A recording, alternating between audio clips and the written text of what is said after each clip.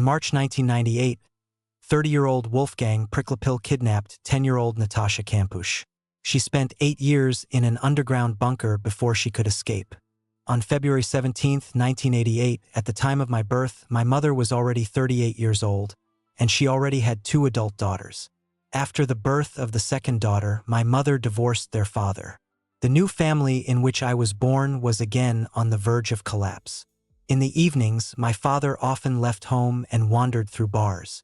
A special place in my life at that time was occupied by my grandmother. I often stayed overnight with her. My grandmother gave me a happy childhood. When I started school, we grew apart, but she remained for me a symbol of reliability and security. The divorce of my parents changed everything. Instead of caring for me, my father and mother constantly quarreled.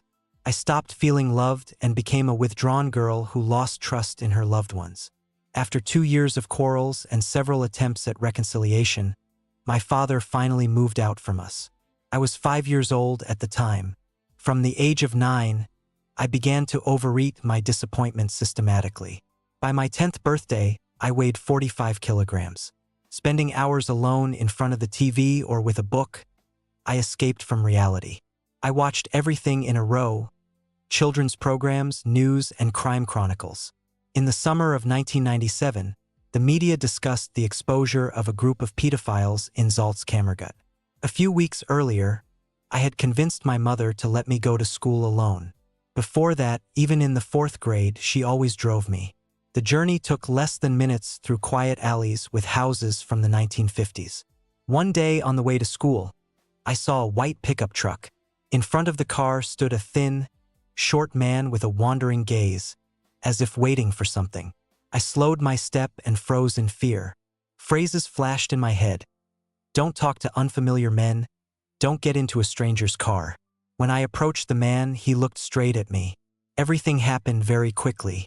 When I was level with him, he abruptly grabbed me around the waist, lifted me, and threw me into the car.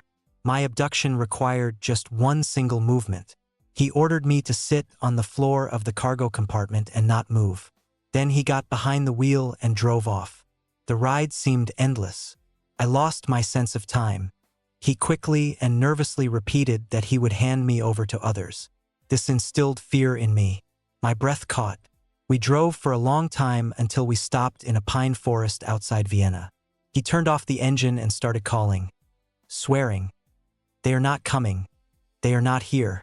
The abductor looked frightened. The abductor's words, "They won't come," made me shudder. He climbed into the cabin, started the engine, and drove back to the city. The car drove into the garage and stopped. The abductor ordered me to stay on the floor, turned off the engine. He brought a blue blanket and tightly wrapped me in it. In absolute darkness, he lifted me like a package and pulled me out of the car. I was carried down, probably into the basement. The abductor laid me on the floor, dragged me a little further in the dark, lifted me again, and continued on. Finally, he lowered me and left. In complete darkness, I curled up into a ball and quietly whimpered. I don't know how much time passed. The darkness pressed down. The abductor returned and screwed in a light bulb. The bright light illuminated a small room with a bare couch and a toilet in the corner. The man ordered me to stand up and step aside, then began to dismantle the couch. He spoke in a soothing tone, assuring me that everything would be fine if I obeyed. The panic subsided, and I begged him to let me go, promising not to tell anyone and assuring him that they were already looking for me. I appealed to his sympathy, but it was all in vain. He made it clear that I would spend this night in confinement. If I had known that this room would become my refuge and prison for 3,096 nights, I don't know how I would have behaved. The abductor asked what I needed. I asked for a comb, a toothbrush, toothpaste, and a cup for rinsing. He said he would go to Vienna for a mattress from his apartment. When he left the room and locked the door, I would have given anything for him not to leave or to take me with him, just so I wouldn't be left alone. I sat on the couch. My arms and legs were numb, my tongue dry. Thinking about my parents, I cried. The panic intensified. I didn't know how to get out. A dull sound rang out. This was the abductor returning. He brought a mattress and everything I had asked for, including chocolate cookies. He took my school bag. I begged him to leave it, fearing to lose the only personal thing. The abductor suspected that there was a radio transmitter in the bag. "You're smarter than you seem." His paranoia frightened me. Now I understand that this was a sign of his mental disorder. His behavior changed instantly. Sometimes he tried to make my confinement comfortable, sometimes he saw me as a threat. I became a victim of his sick imagination. But back then, I didn't understand that. After the door slammed shut, I didn't close my eyes all night, tossing and turning in the dress that reminded me of my past life. The next morning, it was so quiet that approaching footsteps could be heard from afar. The abductor was immediately bombarded with questions. "When will you let me go? Why did you kidnap me? Why are you keeping me here? What will happen to me?" He answered monosyllabically and watched every movement carefully. I tried to threaten. "If you don't let me go, you'll have big problems. The police are already looking for me and will find you soon. They'll send you to prison." He promised to release me soon, went out, and locked the door. In the first days, the light was on around the clock at my request, as I was afraid of the dark. But the constant lighting turned out to be torturous. My eyes hurt, my sleep was restless. Feeling walled in, I measured the cell. About 270 centimeters long, 180 centimeters wide, and 240 centimeters high. In total, 11.5 cubic meters of stagnant, suffocating air. My mother turned to the police when I didn't return home. The police began searches the next day. 100 policemen with dogs combed the area. There were helicopters and posters in schools. None of this led to any result. In the first days of confinement, I constantly thought about my mom, imagining how she was looking for me. Sometimes the worry for my parents outweighed everything. The door would open, and they would rescue me. But days passed, and no one came except the abductor. Now it's clear that he had planned the abduction in advance. Why else would there be a bunker opening only from the outside and designed for one person? Over the years of confinement, I realized that the abductor was paranoid, convinced that the world was hunting him. Perhaps this dungeon was conceived as a bunker or shelter from his imaginary pursuers. Which version is true? There is no one to answer now. A former colleague of the abductor, Ernst Halsapfel, admits both possibilities. In the protocol, he mentioned that the abductor once asked about soundproofing for a perforator. However, in relations with me, the abductor did not behave like a person who had long prepared for the abduction. Rather, it seemed as if he had suddenly been given an unwanted child, and he didn't know what to do with it. He peeled oranges for me, fed me slices, refused gum for fear that I would choke, brushed my teeth in the evenings, and roughly cut my nails. I felt humiliated and deprived of dignity. When the abductor brought food, I begged him to stay so as not to go crazy from loneliness. We played board games, and his presence gave me a sense of security. He talked about people who might come to photograph me and do something else with me. I sometimes doubted his stories and thought he had invented accomplices to intimidate me.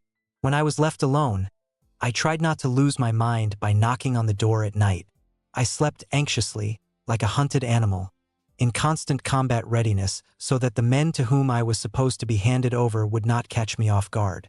A few days after the abduction, my dungeon filled with things. The abductor brought me clothes, including his old sweater and a khaki t-shirt, which helped cope with the cold. The bed creaked with every movement, and this sound accompanied me day and night for 6 months. The room was no more than 15 degrees, so the abductor brought a large electric stove. He also returned my school things, although he burned the bag and shoes. I decided to send a message to my parents. I took a pencil and paper, wrote a letter mentioning the fine where my sister's relatives lived, hoping this would help the police. I crafted it from paper. I began to wait for the abductor. When he came, I tried to remain calm. "You must send this letter to my parents that I am alive." He read the letter and refused. I begged him, appealed to his conscience. "You can't be such an evil person." After long persuasions, he promised to send the letter. Lying on the mattress, I dreamed of how my parents would find my clue and free me. The next day, my hopes collapsed. The abductor showed a wounded finger and said that someone had snatched the letter from him during a quarrel. He hinted at the customers who did not want to allow contact with my parents. Now I know that he simply burned the letter. But back then, I wanted to believe him. In the first weeks, the abductor tried to appear as a protector. He brought an old Commodore C64 computer with game discs. My favorite was a mom version of Pac-Man. I played for hours, sometimes competing, and he often let me win. But soon everything changed. The abductor began to threaten. If you don't do as I say, I'll leave you without light. If you're not obedient, I'll tie you up. He forced her to cook herself, brought a stove, an oven, and instant products. She was glad to regain at least a small part of independence but didn't know how to cook and felt helpless. The abductor came every morning, bringing her breakfast. A cup of tea or cocoa, a piece of cake or a bowl of muesli, and a second time after lunch or in the evening. I hoped for the police, dreaming of rescue. However, active searches stopped 3 days after my disappearance. The area was combed without result, and now the police were questioning my acquaintances. In the media, my photos and descriptions were published daily. Over the days, more than witness statements came in. In different places, including Vienna, Wales, Tyrol, and even Hungary, the police searched for me in Kispoli and Sopron, but unsuccessfully. One man demanded ransom but turned out to be a scammer. The police ignored important testimony. A 12-year-old girl reported that she saw a child being put into a white van on Milan's. This information was not taken seriously. There in the basement, I didn't know that outside they already considered me dead. I hoped that the abductor would demand ransom and let me go after receiving the money. I memorized every detail of his appearance to describe him later. He was younger than my mother but older than my sisters, in his 30s. Once I assumed he was 35 years old and later learned I was right. One morning, the abductor announced that today was March 23rd. I had already been unaware of the outside world for 3 weeks. In 2 days, it was my mom's birthday, and I hoped to congratulate her. For dinner, I persuaded the abductor to bring a cassette recorder to record a message for Mom. "Dear Mom, I'm fine. Don't worry about me. Happy birthday. I miss you very much." I started over several times because of tears. Mom never heard this recording. The abductor used the message to manipulate her, claiming that the abduction was for ransom and that he had allegedly contacted my parents. "Your parents don't love you. They don't want you back. They're better off without you." These words caused pain, but I didn't believe them. I knew my parents loved me and would do everything possible to save me. "They love me," I answered courageously. Despite his claim that there was no response from my parents, he undermined my faith in my family and my self-confidence. With each day, the hope for release faded, but I continued to believe that my parents were doing everything possible for my rescue. Why did I become a victim of this abduction? Why did he choose me? I desperately searched for answers. The abductor gave no clear explanation. First he said he saw me in a school photo, then claimed I jumped out at him like a stray cat or that he saved me. In the end, he confessed that he had always dreamed of a slave. I never learned the true reason. Perhaps he chose me because we lived in the same area. My father often took me with him, and perhaps the abductor remembered me from childhood. Not finding an explanation, I began to look for fault in myself. The scene of the quarrel with my mother the day before haunted me. I thought the abduction was punishment for being a bad daughter. When the abductor began leaving me alone at night, I screamed and pounded on the walls in hopes of being heard. And I washed the dishes, set the table, and rejoiced in joint meals that brightened things up. He brought warm water in bottles, and I made holes in them to create a semblance of a shower. He helped me wash, treating me like a household item. This and indecencies. When the police finally paid attention to the girl's testimony who saw my abduction, it was announced that all 700 owners of white vans would be questioned. The abductor had enough time to prepare. On the 35th day of my confinement, the police arrived at the fine and demanded that Wolfgang show the car. He loaded it with garbage, explaining that he used the pickup for repair work. Pricklepil stated that on March 2nd he was at home, but he had no alibi. The police did not inspect the house, although Pricklepil allegedly offered it. While I sat in the basement, they only photographed the car a couple of times and left without looking more thoroughly. After my release, I learned that the police were close to uncovering the abductor. But due to lack of responsibility, already a week after the abduction, I realized that I would never be free. On Easter 1998, the abductor brought me a basket with chocolate eggs and an Easter bunny. We celebrated the resurrection of Christ in the basement. I rejoiced in the sweets, trying not to think about past Easters. That day, the abductor confessed that he had lost hope for ransom because my parents didn't respond. He announced lifelong confinement, stating that he couldn't let me go because I had seen his face. I cried and begged him to let me go, but he didn't believe my promises. I tried to convince him that he wouldn't want to spend the rest of his life in the basement next to his victim. I suggested taking me out blindfolded or fleeing abroad. I threatened that the police or parents would find me anyway, but the abductor remained calm. "You're not interesting to them, and if they show up, I'll kill them." He went out and locked the door. I was left alone. Only 10 years after my escape did she learn that during those Easter days she was close to rescue. On Easter Tuesday, April 14th, the police published the testimony of a witness who saw a van with tinted windows not far from her community on the day of the abduction. That day, a conductor of search and rescue dogs from the Vienna police called the station and reported a man who might be connected to her disappearance. The man lived in a fine, had a white van with tinted windows, and a fondness for children. He lived with his mother and worked as an electronics technician. One of the first books I read in confinement was Lewis Carroll's Alice in Wonderland. It left a sinister aftertaste, reflecting my position. Like Alice, I was trapped underground, cut off from the outside world. In this world, all familiar laws lost their force. I became part of the sick fantasy of a psychopath whom I couldn't understand. I hoped to wake up in my children's room, but this dream was not mine. It was the abductor's dream. From then on, I stopped trying to convince him to let me go, realizing it was pointless. I arranged my dungeon, turning it into a semblance of home. I asked for a calendar and alarm clock to control time. I also asked the abductor for cleaning supplies to get rid of the damp basement smell. Black mold on the floor made the air stale. Every day, I swept so as not to increase humidity.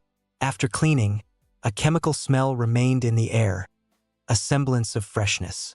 I eagerly inhaled it, spraying the air, but the bare walls returned me to reality. The most significant changes began with the appearance of a TV and VCR. After weeks of loneliness, the screen became my window to the world. At first, the abductor recorded all programs in a row, but soon he got tired of cutting out news about me. Despite the fact that in the outside world they hadn't forgotten about me, he instilled that my life was of no interest to anyone, especially my parents. Later, the abductor began bringing old videotapes with films and shows from the 90s. Characters like Alf, Jenny, Al Bundy, and Thaler's became my new family. Every day, I eagerly awaited meeting them. Music, and I rejoiced in the hope of hearing news and music, but he tuned it to Czech channels, and I didn't understand a word. I read classics and comics, got carried away by Agatha Christie and science fiction. Reading transported me to other worlds, allowing me to forget the basement reality. The abductor quickly realized that my dependence on entertainment gave him a new way to manipulate. By depriving me of books, films, and music, he more easily controlled my behavior. It was especially hard on weekends when he left me alone with a minimal amount of food and water. During the week, I received cassettes with series only if I behaved well by his standards. The slightest offenses could lead to punishment. He skillfully manipulated me, taking hostages of my favorite heroes from novels and series. Earlier, he tried to make my life pleasant, even went for a radio play B.B. Blocksberg. But everything changed. When he said that I would never be free, he strengthened control, installing a timer for electricity. The light turned on in the morning and off at 8 p.m., plunging me into darkness. The TV cut off mid-sentence, leaving unfinished books. Only the ticking of the alarm clock and the crackling of the fan remained. For 11 hours, I plunged into imagination to cope with fear. This was a strict regime imposed by the abductor, a demonstration of his power and love for schedules. The abductor installed an intercom system so I could call him. Later, I realized that the system worked both ways. He could hear every sound of mine and comment on what was happening. At first, it was a simple button that I had to press when I needed something. A red light signaled behind it, and he didn't want to unlock the basement doors every time. On weekends, he didn't go down at all because of his mother's visits. Later, on the intercom device through which the abductor gave commands and asked questions. Did you sort the food? Did you brush your teeth? Did you turn off the TV? How many pages did you read? Did you solve the problems? His voice frightened me, and he threatened punishment for untimely answers or excess food. You ate everything at once again.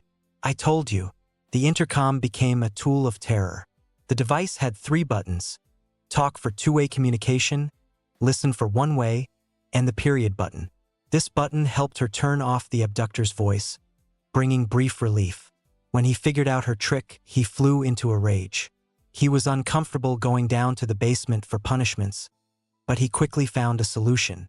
The abductor replaced the intercom with a rebuilt Siemens radio.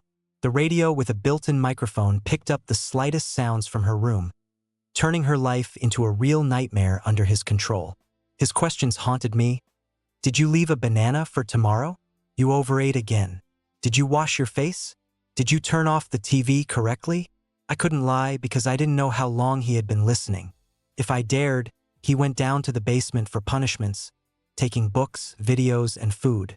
I humbly repented, realizing that it was impossible to hide anything from him. He was always here on the other end of the wire, ready to shout at any second. His voice haunted me constantly. I didn't know if there were cameras in the room and felt watched every second. In panic, I sealed the cracks with toothpaste, but the feeling of continuous surveillance didn't pass. At night, I built plans for the future. He demanded to call him Maestro, but I refused, not submitting, revealing a weak personality. My life depended on his mental state, but he was also dependent on me. In the following months, it became easier for me to communicate with him, imagining him as a poor, unloved child. This was the only way to maintain relationships vital to me. I was able to see behind the mask of the criminal a small, lost person and take a step towards him. In the end, I told him, I forgive you. Everyone sometimes makes a mistake. This decision was right for my survival. I never fully trusted him, but I concluded a kind of agreement. I consoled him about the committed crime, appealing to his conscience so that he would repent and treat me well. In return, he sometimes fulfilled my small wishes, brought magazines, pencils, or books. Sometimes he said, I will fulfill any of your wishes. I answered, if so, why don't you let me go? I miss my parents. His answer was unchanging. My parents don't love me, and he will never free me. After a couple of months, I first asked him to hug me. It was difficult for both of us, but we found a compromise. The hugs were not too tight, but close enough for me to feel cared for. This contact for several months, a long term for a 10-year-old girl. In the fall of 1998, 6 months after my abduction, I fell into depression. My classmates moved to a new phase of life and I remained. The abductor tried to cheer me up with games, films, and fruits, but I longed for coziness and security. One day, I began to beg him to let me take a bath. After several days of requests, he unexpectedly agreed if I behaved well. I was glad for the opportunity to bathe. Before allowing me to go out, the abductor made me promise not to escape.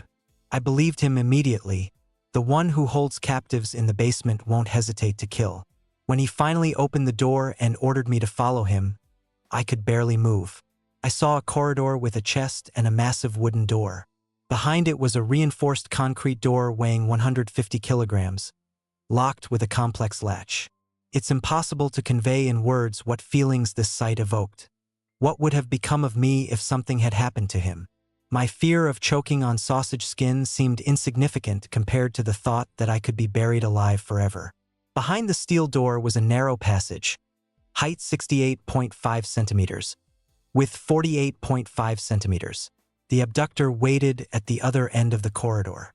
I crawled through the narrow tunnel and found myself in a repair pit for cars next to a disassembled safe and a chest of drawers.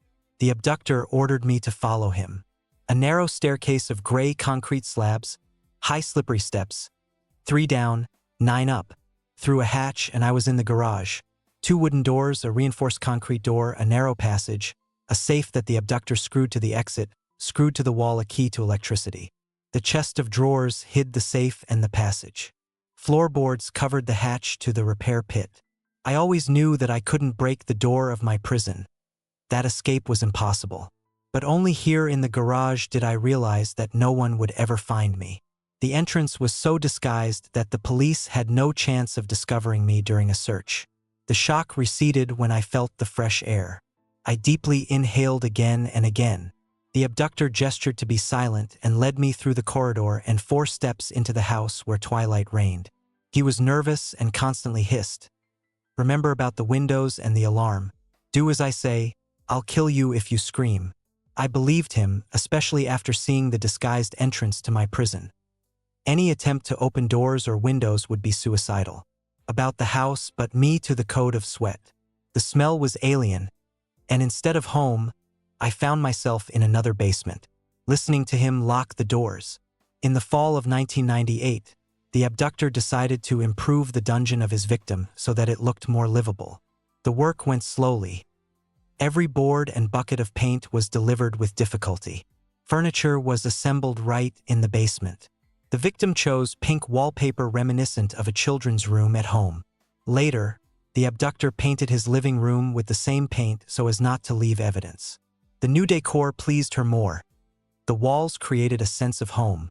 After wallpapering and painting, the cell smelled strongly of chemicals, and she felt nauseous. The small fan couldn't cope with the paint fumes. Then the abductor assembled a bunk bed from light pine, which took up almost the entire width of the room. She was allowed to decorate the ceiling, and she drew 3 red hearts for her mom. Looking at them, she thought of her. During the installation of shelves, I saw another side of the abductor. Earlier, he shouted and threatened but always controlled me. However, when I asked why he was screwing the board right there, he flew into a rage and threw a drill at me. I managed to dodge and the drill hit the wall. From fright, I froze, looking at him with wide eyes. I wasn't physically hurt, but I experienced a strong psychological shock. This incident showed that he was capable of causing me pain in case of disobedience, and I became even more timid and obedient. Lying on the new mattress of the bunk bed, I felt cold air from the ceiling. The mattress was softer than before, and the space allowed me to turn freely. The new wallpaper reminded me of my children's room. Every evening, I fell asleep with my hand on them, dreaming of waking up in my children's room. With the approach of the end of the year, my sadness intensified. In December, it plunged me into deep longing. The thought of celebrating Christmas in the basement was unbearable. Christmas had always been special for me. The aroma of cookies, a decorated tree, gifts, and family. Deciding to create a little Christmas for myself from improvised materials, I asked the abductor for an artificial Christmas tree. He supported my idea, and we installed it together on the nightstand.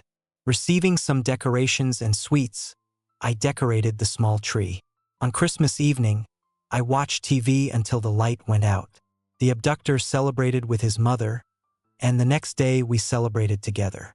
I was surprised that he fulfilled my wishes: an educational computer, a drawing album, and watercolor paints. All the days after Christmas, I spent drawing and studying. On New Year's Eve, I lay in the dark, hoping to hear echoes of fireworks outside. A year had passed since my abduction, and I was still in confinement. Memories of my past life as a schoolgirl became more and more ghostly. Barbara was with me. They looked the same as 8 years ago, and I had turned from a little schoolgirl into a young woman. We were enclosed in different time bubbles that collided for a moment and flew apart. I didn't know how they spent these years, what happened in their world, but I knew there were no words to describe everything I had to go through. "How is Grandma?" Mom lowered her eyes. 2 years ago, she died. "I'm very sorry." I quickly hid this sad news under the armor formed during my captivity. Memories of my grandmother saved me in dark nights. After confirming my identity, my parents left. Now my task was to remain under the control of the authorities. The police organized a psychologist to support me. How to make the abductor surrender I didn't know, but I was sure he would commit suicide. Closer to evening, the police discovered my dungeon. In the evening, they brought me to a hotel in Burgenland, where a special commission handled my case. The next day, in a police car taking me to Vienna, I asked if there was news about the abductor. The policeman replied, "He's dead." I felt relief and safety. It was over. I was free. I spent my first days of freedom in child and adolescent psychiatry in Vienna. It was a slow return to normal life. 2 weeks after my escape, I gave 3 interviews to put an end to speculation. They advised me to change my name and hide to have a chance at a normal life. But how to live if I can't show my face and have to give up my name? I remained Natascha Kampusch. After my escape, I received thousands of letters from strangers, rejoicing. I moved to a nurse's dormitory and then to my own apartment. They asked me why I don't live with my mother, but I always planned to become independent at 18. Over time, I realized that I was in a new prison. Public interest didn't give me peace. Every step I took was discussed, depriving me of the opportunity to live calmly. Now I am free, but society wants to see me broken and in need of support. When I refused this role, the attitude towards me changed. Those who recently offered help condemned my desire to live independently. Rumors spread about my ingratitude and attempts to profit from the situation. They especially didn't forgive me for refusing to condemn the abductor. Society didn't want to hear that there is no absolute evil. Yes, he stole my youth and subjected me to mockery, but for important years, he was the only person close to me. I lost my tormentor, but also a person who had become dear to me. My attempts to show a complex portrait of the abductor met with misunderstanding. People don't like when their categories of good and evil are questioned. The dark sides of the abductor didn't arise from nowhere. No one is born a monster. We become who we are through interaction with the world around us. Music. Us in 2008, Hervé Haydn, former director of criminal police, revealed that after the escape, politicians and police hid investigative errors. The sinologist already 6 weeks after the abduction pointed to Pricklapil. But the police didn't check this information.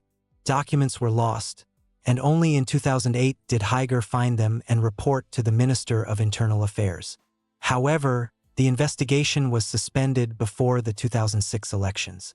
After the information was made public, a new investigative commission was formed, which instead of investigating focused on allegedly dubious details of the testimony. The main emphasis was on silencing. The main heroine was subjected to multi-hour interrogations and accusations of concealing details. It was easier for the authorities to present this as a conspiracy than to admit their failures. The new investigation yielded no results and was terminated in 2010. The case was closed. Wolfgang Pricklapil acted alone. This brought relief.